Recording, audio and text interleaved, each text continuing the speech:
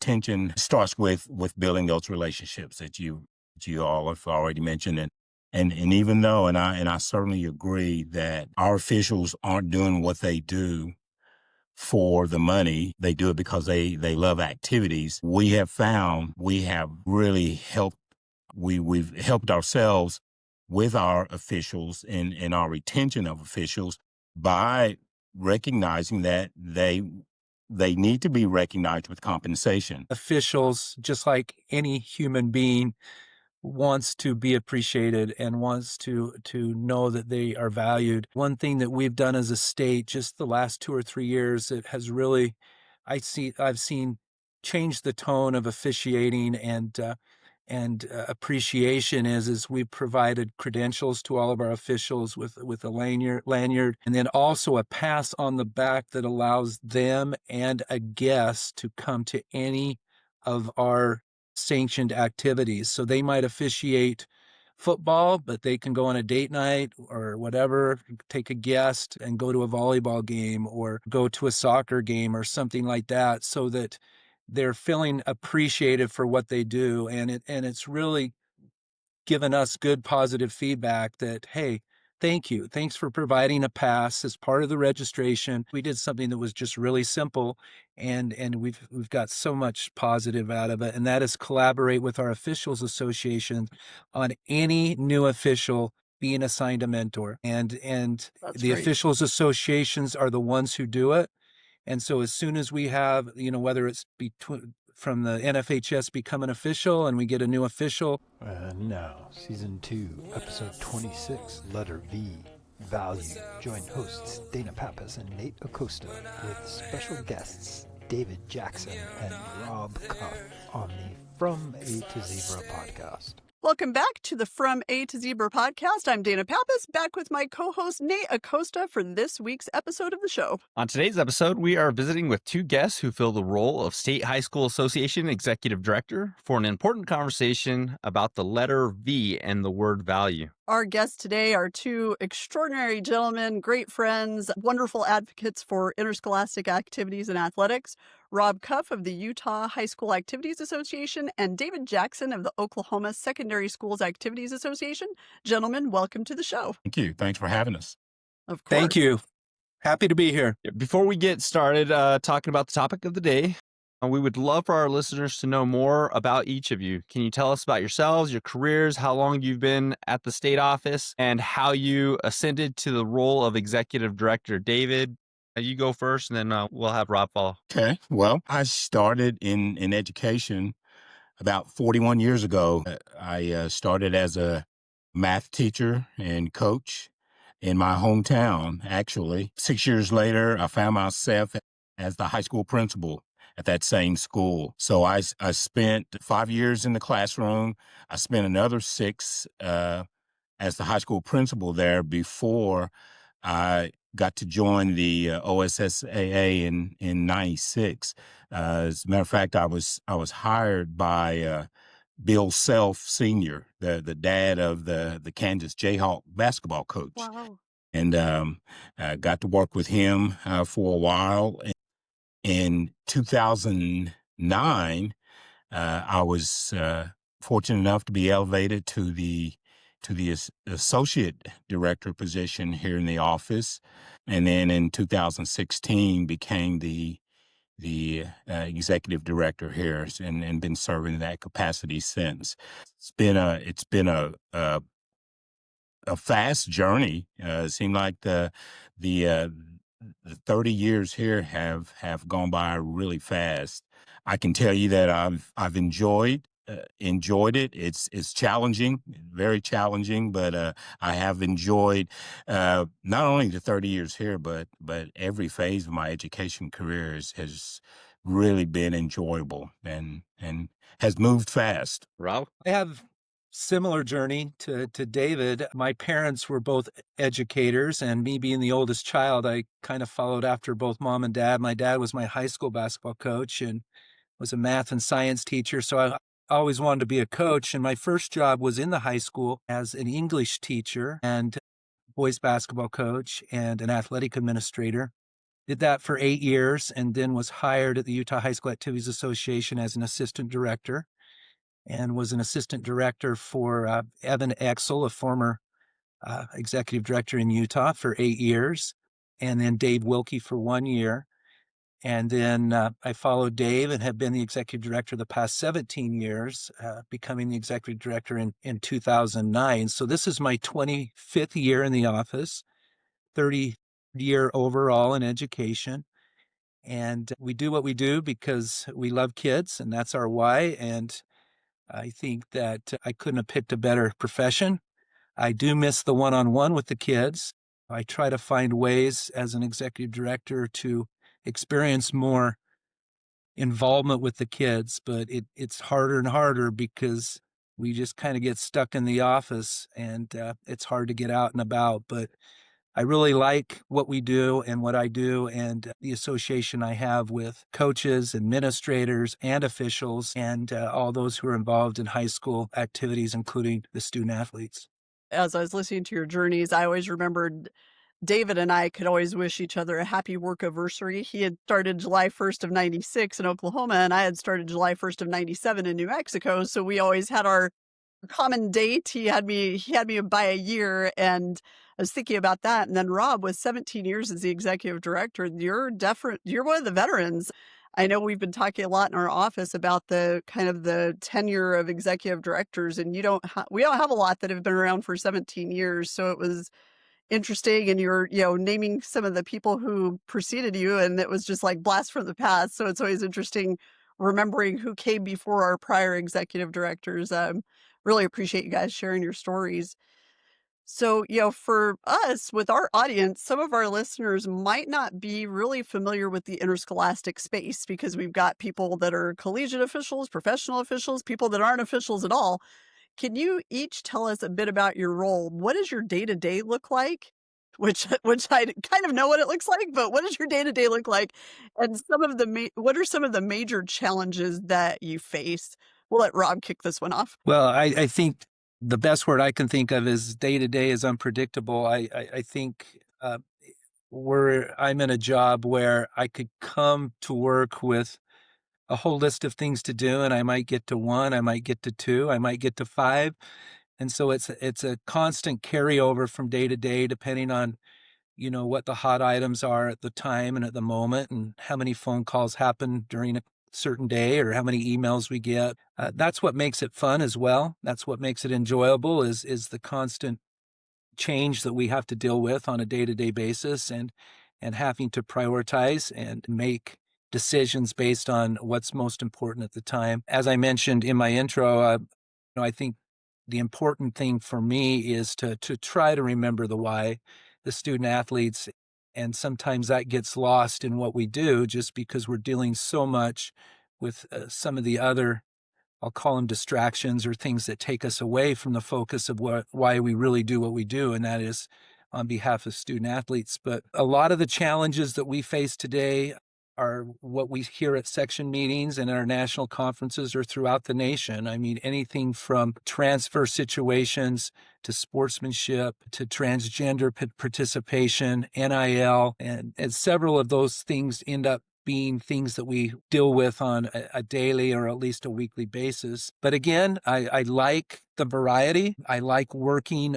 closely with those that we interact with. Relationships is everything in this job. When I became the executive director, Evan Exel, who I mentioned earlier, said, you only need to know 3 things. There's 3 things that will make you successful in this job. Number 1, relationships. Number 2, relationships. Number 3, relationships. And so I've never forgotten that, because it's certainly important to build bridges and not tear them down. And that's what I've tried to do. No, to follow that, I think Rob nailed it in trying to describe what a day-to-day looks like. It's very unpredictable. I can probably capsulize that in a couple of things.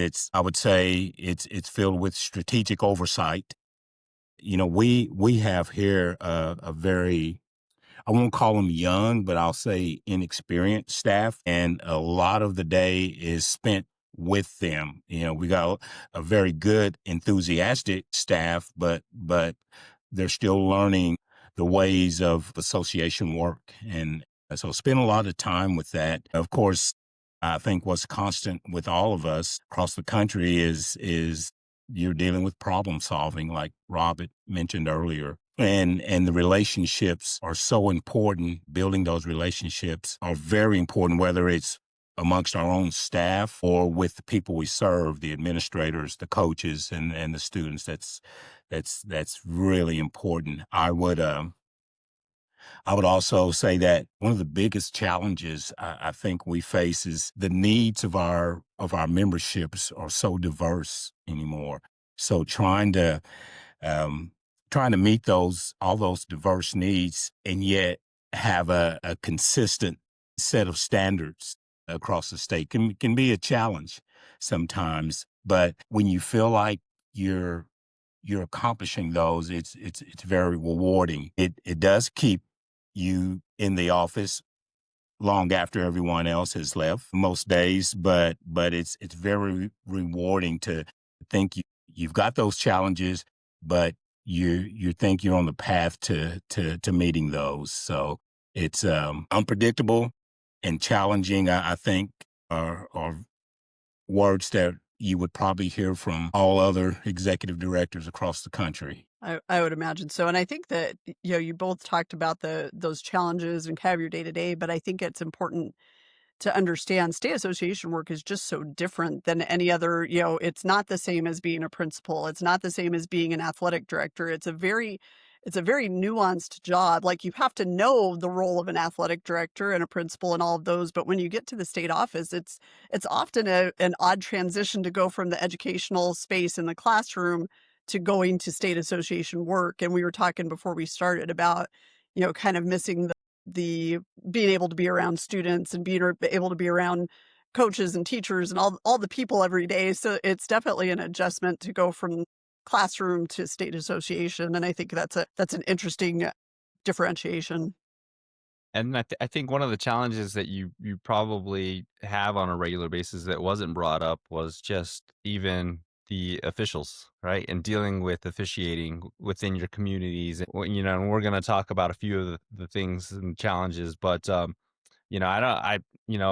time at the state association office, I mean, I don't think that our executive director didn't deal with an officiating issue daily. Now, that's one thing that is just, it's constant. And officials really a lot of times aren't in the schools, right? They're not, like you guys mentioned, coaches, athletes, teachers, principals, administrators, and they're all in that interscholastic interscholastic capacity. But a lot of our officials are truck drivers and city workers and Yes.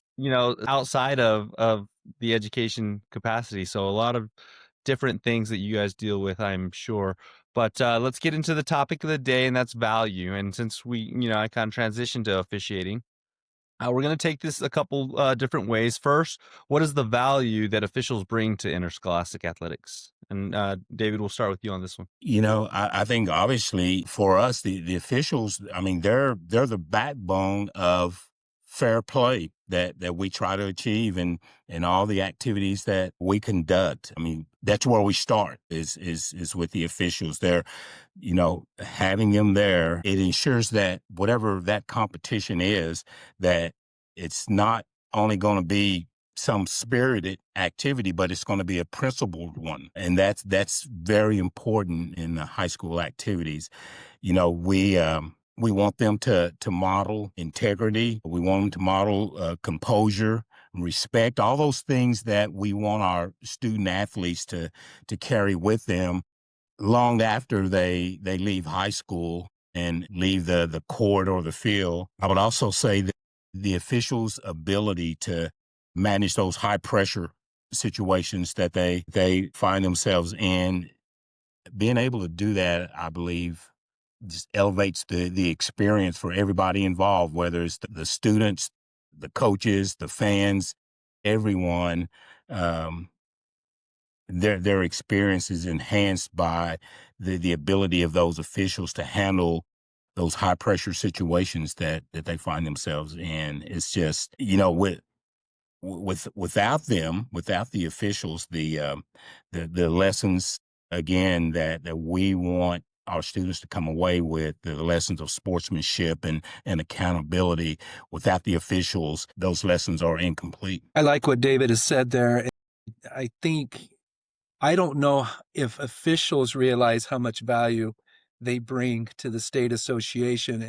Without them, without officials, we do not have fair competition. They are an extension of our office. They are basically running something or administrating something for us each and every game.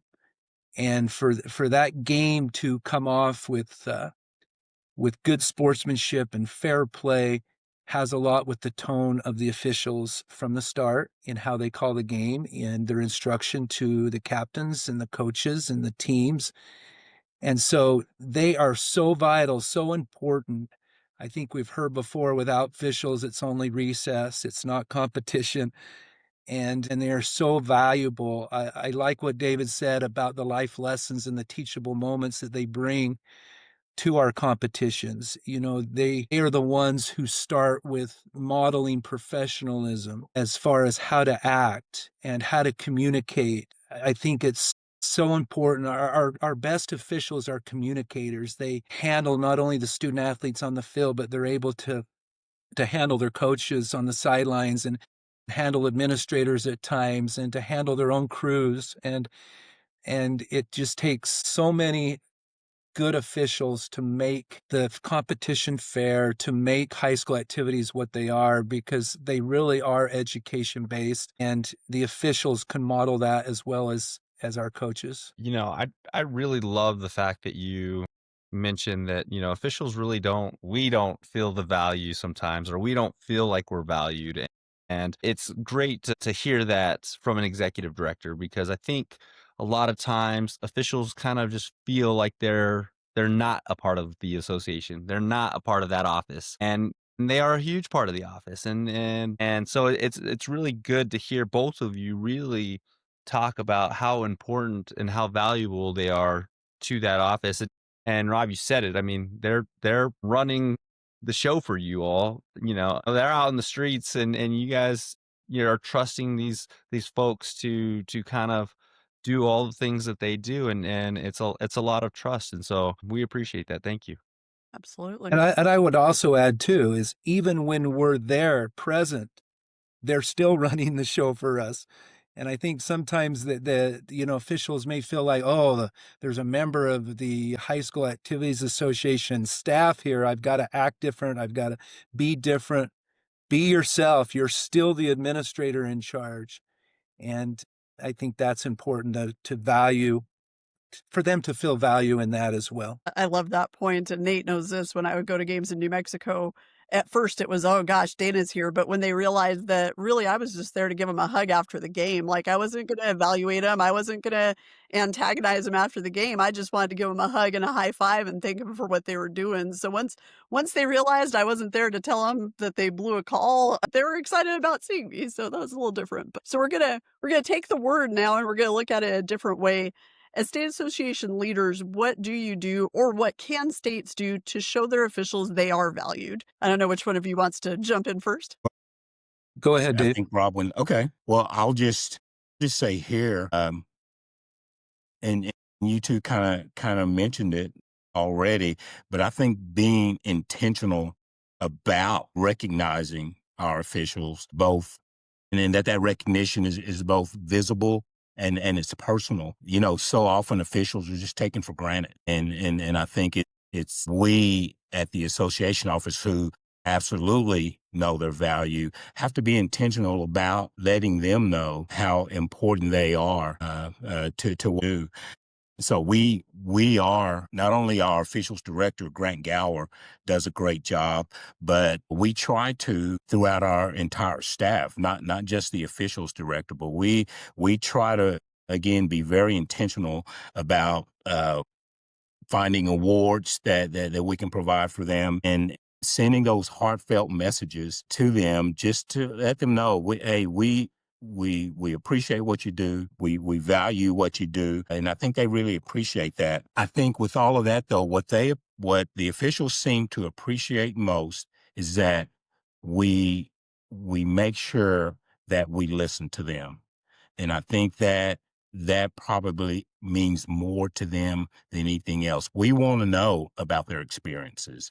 We want to know about their frustrations and make sure that we genuinely hear what they have to tell us. And then act on that where we can maybe provide some assistance, maybe we can provide some training or some mentorship that's gonna support them. I believe those are the type of things that really are meaningful to them and show that we value them. And we try to make sure that our officials know that you're more than just a rule enforcer. I mean, you're part of this education-based process for us. And I think that means a lot to them to know that they're not just the guys blowing the whistle. They're part of a larger education process.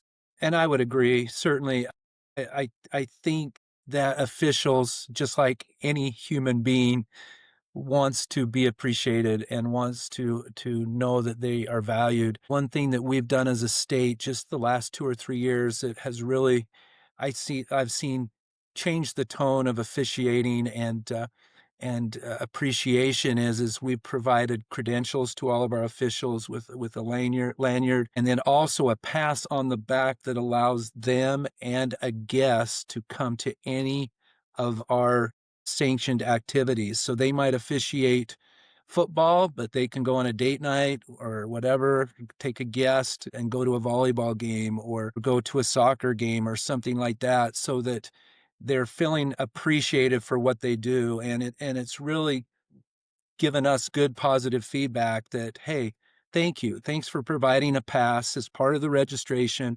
And we can now use that to go out and see a game and not have to spend any more money and be able to, again, be a part of that education-based activities. It's not just the sport you officiate, but maybe supporting a sport that a son or daughter plays or a neighbor plays, and they may not have gone to the game to watch a neighbor, but now that they have a pass to go, that gives them a reason to go. And so we've found success in that as well. I think another thing that we can continue to do to help them or to show our value to them is constantly address the sportsmanship in our schools with our administrators, with our coaches, with our student athletes.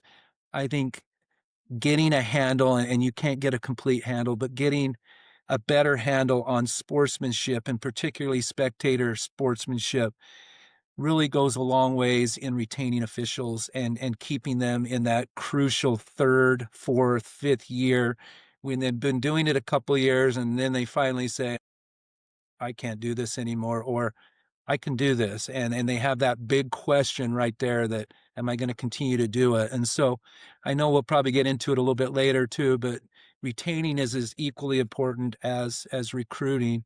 And the more that we can appreciate them and show value to them for what they do, I think will go a long way in the retainment. I know, Rob, you said there's 3 things that help retain officials.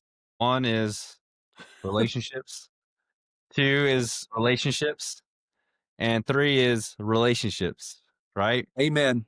And I can tell you that I was at a clinic, I was teaching at a clinic with my mentor who was presenting at the time, and he talked about which struck, and I wrote it down, and I'm reading it right now. But it's the sweetest sound to a person's ears is their own name, for it carries the music of recognition, belonging, and worth.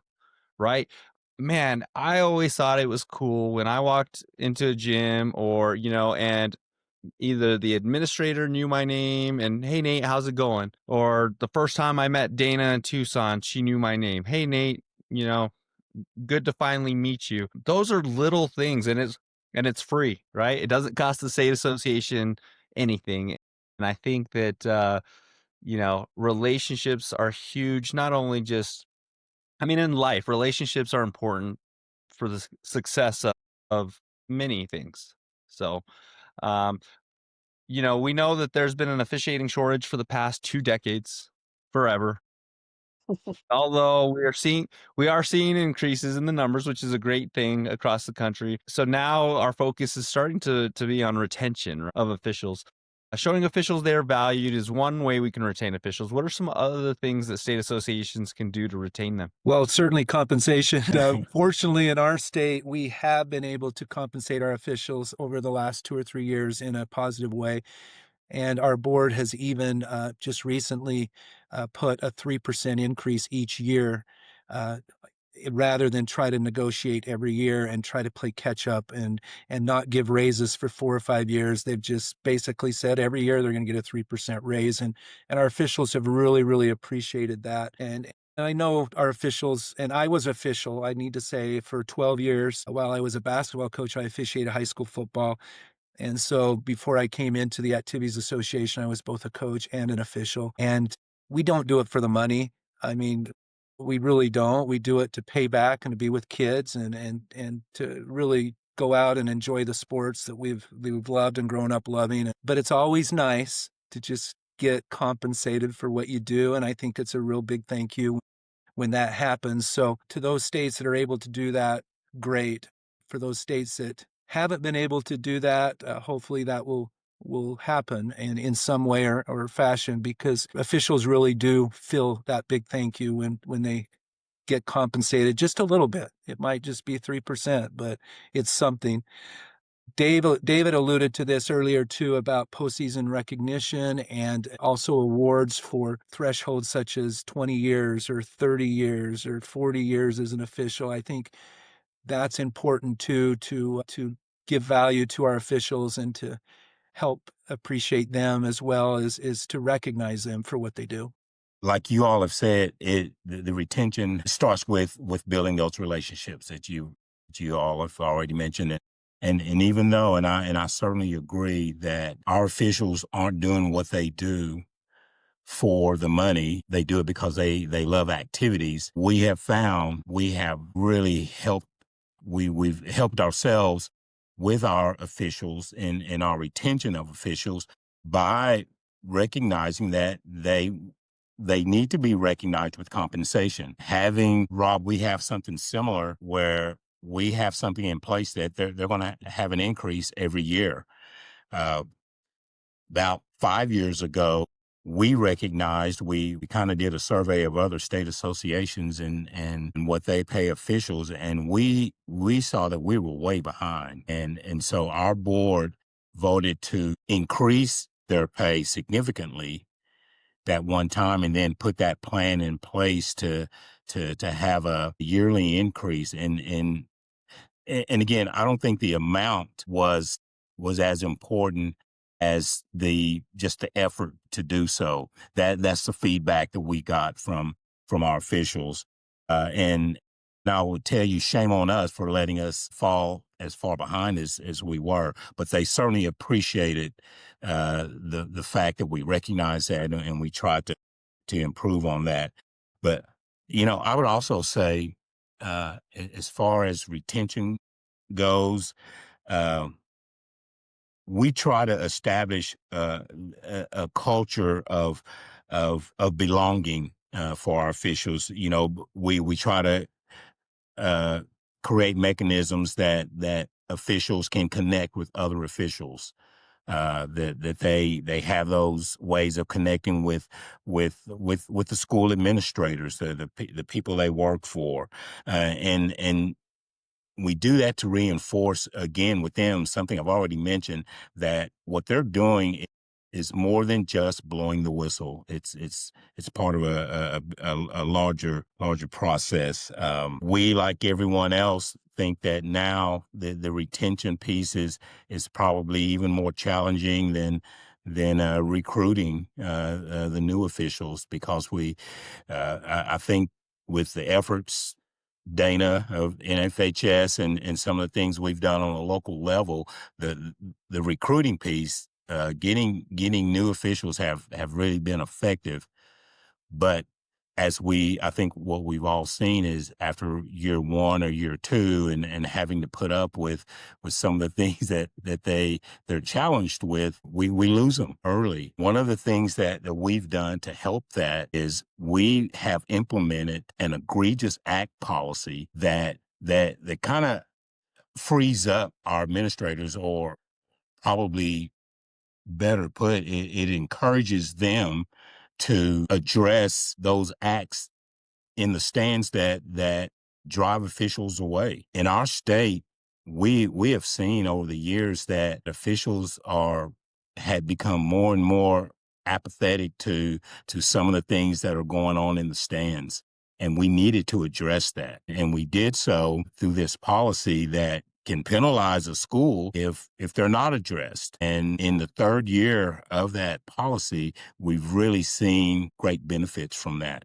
So we're hoping that policies like that will help us keep some of these younger officials who otherwise are leaving after 1 or 2 years.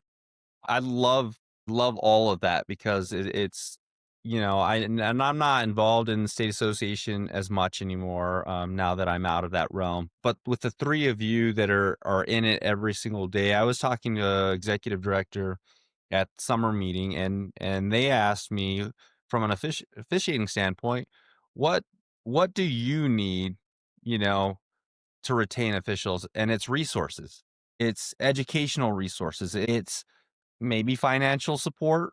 I know a lot of times officials we're very volunteer oriented group, right? We will teach somebody for free, but at the same time, it becomes exhausting and people start to get burnt out on the educational standpoint.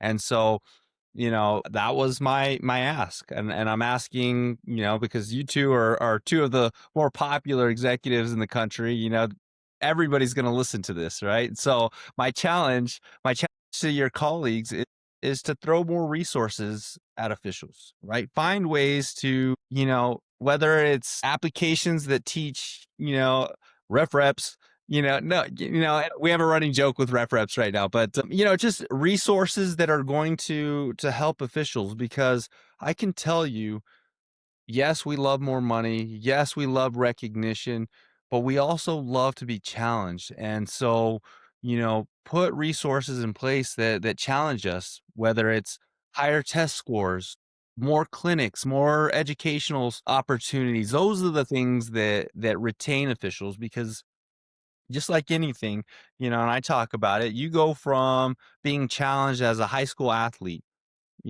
or maybe you're a college athlete. And when your playing days are done, you're no longer being coached. You're no longer, being challenged. And now you have to self-educate. I think that officiating and state associations can help with, let's give you what and that's to challenge you and raise that bar, so that one, not only it's a benefit for both, right? So your officiating is going to get better. And two, you're retaining them because they're feeling that challenge. I think, Nate, you're spot on. So, and Rob and David have probably heard me talk about this. Last year, we developed in our officiating services department these guiding principles, because we were hearing that there were states that were doing less and they were taking things away and making requirements easier, so that, they were taking these, what they were perceiving as barriers, but were actually just standards. So we kind of went into last year saying less is not more. We came up with what we were calling STREAM, and it's support, training, recognition, education, advocacy, and mentorship, because those are things that we feel like really lead right into that retention of officials, because you can't retain them without doing all of those things. It's not an a la carte thing. You have to take everything on the menu and really apply it in some way. And some of it is free and some of it's really low hanging fruit. So, obviously my whole career being with officials, I'm always very sensitive when somebody's like, yeah, we're not going to do that for our officials anymore. And I'm like, why not? Well, we don't have time, or we don't. And I'm just like, God, that can't be the reason. They're too important. We're talking about the value of officials in this podcast. They're too important to not help them a little bit. And, you guys are doing some great things. And I think that being able to clean up sportsmanship is huge. And there's so many elements and things that are outside of the perceived control of a state association, but there are ways to address those things through policy, through, buy-ins from the membership, whatever the case may be. So I loved hearing what you guys are doing in your states. One other thing, if I can mention along those same lines, is we did something that was just really simple, and we've got so much positive out of it, and that is collaborate with our officials association on any new official being assigned a mentor. And That's the right. officials associations are the ones who do it. And so as soon as we have, whether it's from the NFHS become an official and we get a new official inquiry, or through Referee Magazine, or whatever the case may be, is as soon as we have a new name, our supervisor official is Jeff Clough, who does a phenomenal and fantastic job, will then alert our officials associations and say, we have a new inquiry, we have a new person that's followed up with a personal phone call with that mentor. And I think that is just a simple thing, but it also helps the mentor. The mentor feels needed, they feel valued. And at the same time, the official is like, I can phone a friend. I know somebody that I can call and that I can reach out to. And it's really been positive. And you're so right. It just gives them that hug a little bit when they come in. We talk all the time about officiating family, and being able to embrace those people as they come in is so important, because all too often they get thrown to the wolves. They come in, they don't really know what they're doing. They've got meetings and clinics and an exam, and they're like, I don't know where to find it. Like, where do I buy my uniform? Like, wait, I have to buy my uniform? So there's a lot of you need somebody to hold your hand through that process, because they don't know what questions to ask at that point. They don't know what they Exactly. don't know. So love that. So we're going to change this up a little bit. And Rob and David, you guys are aware that we've been working at the NFHS about the case for state high school associations. So this is somewhat related to that. So from your desk as executive directors, what is the value of state associations to interscholastic officials? Whose turn? I'll start this one. Well, that is such a good question, because sometimes, like the things that I've mentioned today, we're doing really, really well, but can we improve? Certainly. And we're looking for ways that we can continue to be of value, to our officials. And we steal ideas all the time from other states. That's why we meet together in section meetings and national meetings, is to talk about ways that we can collaborate together and make experiences more positive. But I really feel like that we have a challenge and a charge to really help those officials understand their value and understand why they're so important. As we said from the onset, there is no way my staff of 6 people can cover every competition that's going on and even every playoff that's going on. And so to have that person, that crew chief or that crew, to be able to go out and administer those games and to really be that professional and be that advocate between the two teams and between our office is just so important to us as a state association. And I just can't emphasize that enough. Yeah, I agree. I think if the question, Dana, is what is our value to the officials, I think we continue to work hard to provide structure for them, and probably more than anything else to be their advocate, as Rob mentioned. One of the things that I think is incumbent upon us is to make sure that our officials don't feel isolated, that they are supported, because of, we all know the challenges that they can face from people, even some of our best school people. So we have to make sure that they feel like they have an advocate in us at the state office. We've already mentioned providing resources, making sure that we're always there to provide what they need to want to continue in this avocation. And I think probably what we've talked about all evening is reminding our officials that what they do is deeply meaningful. Again, it's so easy, especially for the general public, to take them for granted. And I think it's up to us as the governing bodies to keep reminding them of what they do is really important, and just to make them understand that every time they blow the whistle, that's a moment of teaching, and providing leadership every single time that they blow the whistle. So I think those are some of the things that coming out of our office that we can do to help reinforce the value of our officials. Hey, I want to take this time to advocate for not only the two of you, but for every executive director and state association office, because officials, and I'm speaking to the officials now, show them some grace, show them, some patience, because what they are doing in that state association office and behind closed doors is not easy.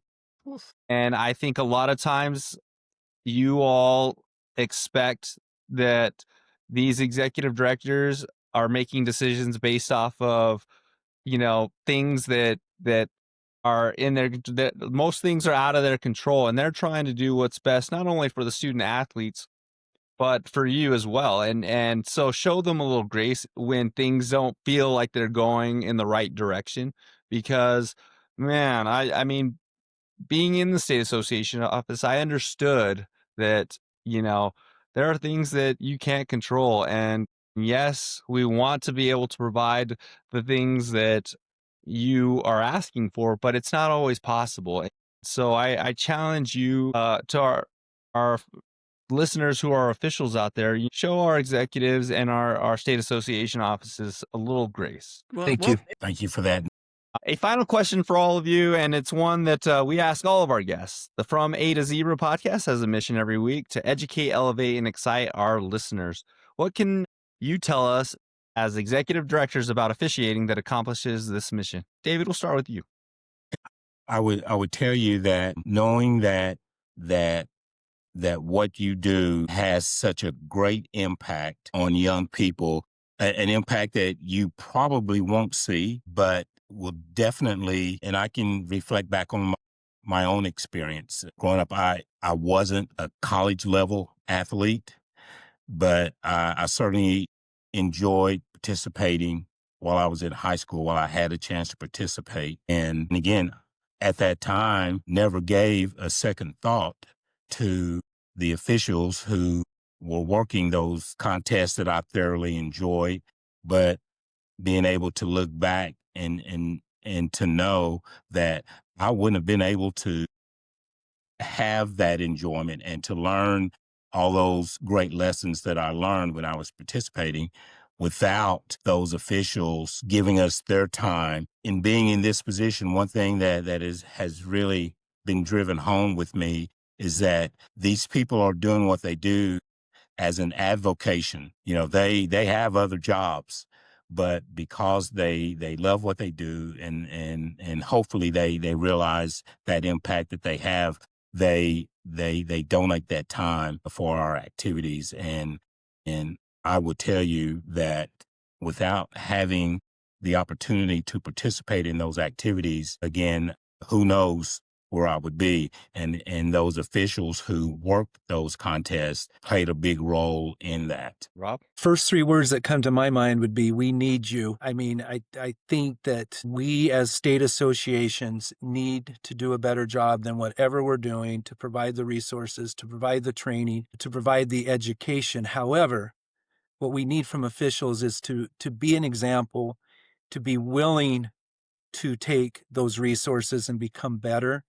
and not just float through the journey, float through the experience. It'll go way too fast to have no regrets. Just like I would tell my basketball players when I was coaching, to go out, have fun, have no regrets, give it your all, put in the time to prepare. I really feel like those officials who improve faster, who go longer, are those who really put in the time for the love of what they do.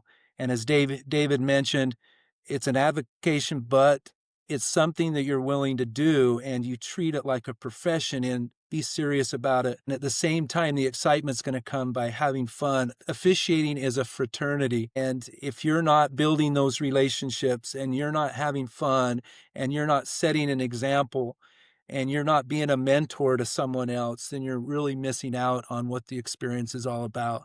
Because while you're doing all of those things, you're benefiting education-based activities, you're benefiting those who participate in the sport. And at some point, they're going to want to have the desire to give back, just like you're giving back. And so take it serious, take your role, know how important you are. We need you. We need to keep those that are doing it now, and we need more and more officials to replace those who retire. And it's just a revolving door, but it's such a fraternity. It's such an example of building relationships and what life is all about. Those were two really good answers. That's good.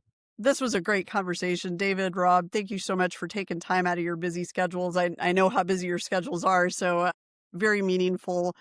For those who don't know, both of these gentlemen, I sometimes use that term loosely. In this particular instance, I mean that. Two of the best human beings I know, amazing leaders, mentors to so many people. They've both been president of the NFHS board, people that I look up to a great deal and who I'm honored to call friends. And I just really appreciate your time on this podcast and your time with everything you do for your memberships, for the NFHS family, and for interscholastic activities and athletics. So thank you for your time on the show this evening. Yeah, and I want to thank both of you. I mean, I've not a lot of time spent, but when you see good people, you know good people, right? And it's, being a lifelong official or a lifer now, it's important that, we have more people like the two of you. And I can't thank you both enough for also setting examples for your colleagues and by example. So I appreciate that. So thank you. To our listeners, thank you for joining us on the From A to Zebra podcast. Don't forget to check us out on Facebook, Instagram, and X for more information about the show. See you next time. Be sure to hit that like button, follow, subscribe, and also catch From A to Zebra on Instagram at from_A_2_zebra, Facebook, From A to Zebra podcast, and on X at From A to Zebra.